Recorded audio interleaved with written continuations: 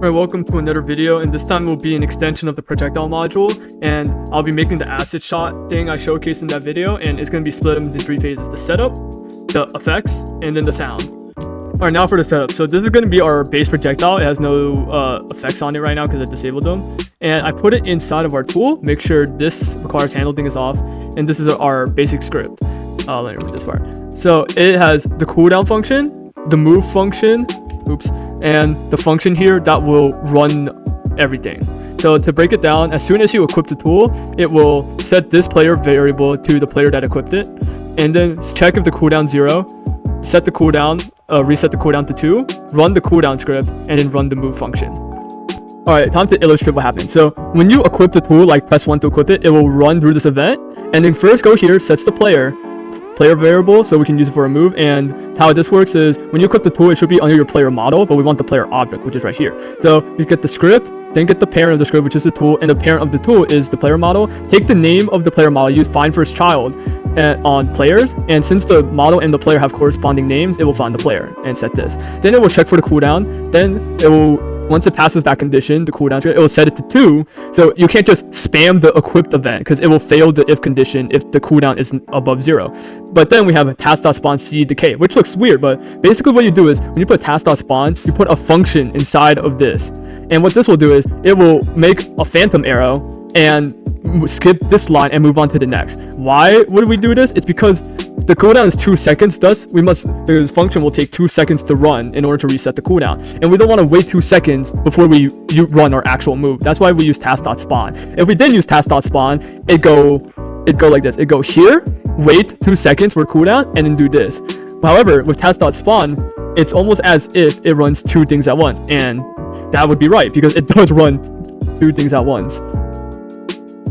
Alright, so how this works is I'm going to get my goo, duplicate it, move it into workspace, then position it in front of my character, and then using my projectile module right here, I will make this goo fly in an arc. And if you don't know how this projectile module works, it's my second video before this one, so you should probably go watch that first. Alright, now for the code. So we get our character, we get our player character, which is the player object.character. We get our mouse, I'll explain that later. Goo, I get the clone of our goo, which is inside of our tool. Then I move that clone goo into workspace with this line. Then I put the tool back into our backpack, so it makes it easier for you to use. And then we move the goo in front of our player character. We get the direction of where our goo is using our mouse position, and then we put that all inside of our module line to simulate a projectile with gravity. I realized I didn't do a good job showing what directional vector tree is. So obviously you know what the regular position is, right? For a vector tree, it's just each 3 numbers represent how far in the axes that the part is in. So 19 along the z-axis, 25 along the x-axis, 12 up the y-axis. And direction is basically that, but applied to a different part. So if I set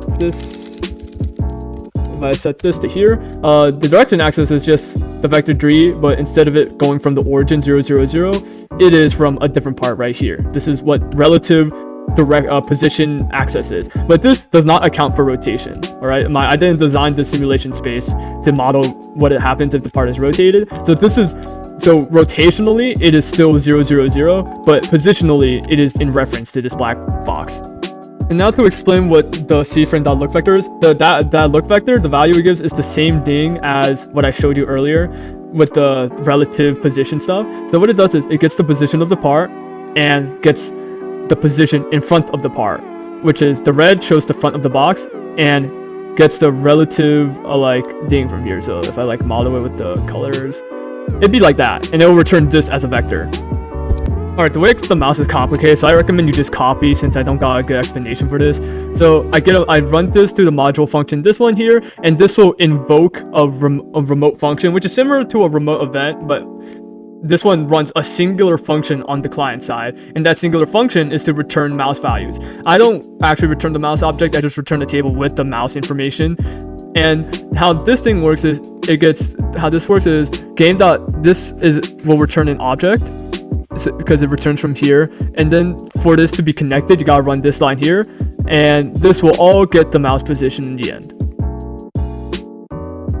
Now to put it all together, CFrame.new it has many different ways you can use it. And if you put 2 vector trees, what it does is it gets the position of the first vector tree and then rotates it so it faces the second vector tree, which is our mouse. And since our part or the CFrame is now looking in the direction we want, we can use look vector to get the directional vector tree that we want. Now all of this script culminates into basic functionality of our move. If you made it this far, after you get through all that, you can just take your goo out, find it, and then customize it with effects. So personally, what I'd like to do is I have this particle emitter and I just have it emit circles. And yeah, it's just a bunch of circles. That's all I have. And if I put this back, this test goo will look a lot better. Alright, I'll show you how to make these particles from scratch. So let me get this right here. So what you want to do first is insert a particle emitter and it'll start emitting these. Next, go to the toolbox, go and search up decals and find circles. Find this, copy this, put it inside of your brand new particle emitter. It will turn into circles, and to make it glow, increase your light emission to 1, then change it to whatever color you want. Right here we go. Do this, or reduce the transparency if you want, reduce the light thing if you want. Now to make it weird or make it cool, change the size. It will start shrinking down if you do this. To make it spray everywhere, go to spread angle, mess with that setting around. It will start shooting everywhere. Speed will increase how fast it goes. I'll just keep it relatively slow. Drag will make it slow down over time, giving this effect. And finally, to make it spray in all directions, change the emission shape to a spear, and then lift it up. And I think the rest of these you can understand like this, just increases its fire rate. For now, we'll have a little speed. And there we go. That's how you can make some easy, cool little circle effects. Alright, to finish up some of the effects, after this module ends, we can do whatever we want with the goo in its new position. So I set the goo position to be at the exact intersection point where it stops, which is the ray cast result position. And then I raise it up a little. Then I flatten the goo so it looks like a puddle. And then for the next, and then I make this loop here using this function, which will cause anyone inside the puddle to take damage every 0.25 seconds. And for the exact damage group, it's this function right here. And to break down how it works, first I get all the parts inside of the part. Then I filter through all the parts using this in pairs script. And to summarize, you put a table in here, and then with the loop, it will loop through every single item inside of the table.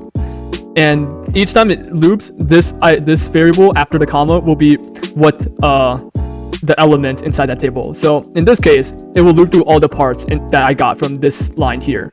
So it finds all parts inside of our hip goo, checks if it's a humanoid, and if it is a humanoid and is not inside of this table, then it will deal damage to that humanoid. And the reason I have it check through this table is because I don't want this. Let's say there are 2 parts of the same humanoid. They will both be inside of this table in here, and we don't want to damage them for double damage just because 2 of their body parts are inside of the hitbox.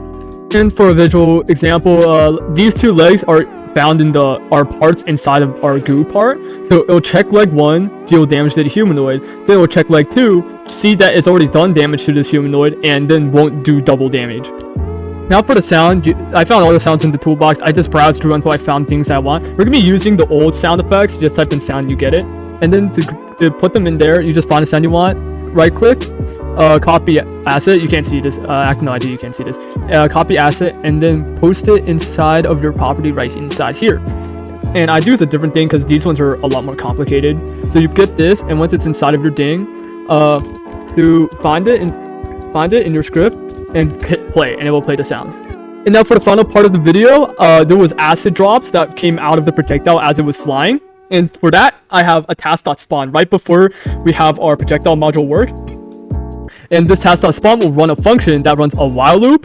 Every 0.35 seconds, it will do another task.spawn. And in case you don't know what this is, if you write a task.spawn like this, you can write any code you saw inside of here. So you don't have to write a function outside of it. You can just write it directly in here.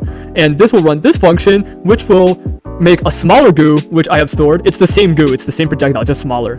And set its position at the main goo, set its parent into workspace, and then run another projectile module where it will fall straight down. And unlike the main projectile, since down is the same direction, for every projectile, all I have to do is set our direction to be 0, it should be negative, -8, 0, which is downwards. It will serve for a direction parameter, and I set my gravity, all that from the projectile module video. And then once I get that, check if it hit the ground. If it did, then it will flatten, else it will just wait 1 second and destroy itself. So basically, all I'm doing is I'm creating another goo and then giving it projectile physics using my module. And to play test this is what it looks like. Now it looks kind of weird as it drips down and instantly spawns in. That's why I have my original version, which adds a whole lot of different stuff. Like, instead of having the velocity just be 0, -8, 0, I actually have some of the values a bit randomized using this math to like make it spread out. Instead of just instantly setting the size, I tween it using tween service. And you should learn how to do tween service. This is by far one of the most useful services for creating ability type stuff. And this basically gives it animation. So I'll do a before and after with this. So here's the test goo without tween. And yes, that means you can apply to the main thing too. And this is the one with tween, my original one. And I forgot to add the end sound for the video acid shot, but yeah, this is how I created this acid shot ability. And this doesn't just apply to this. The stuff that I taught here, you can use it in many projectiles. Really, the dripping part is just like a bonus effects that I used using script. With your imagination, I think the people who are like really smart can do wonders with this module. And that's why it's really useful to make module scripts. So that's all for this video, and I'll see you in the next one.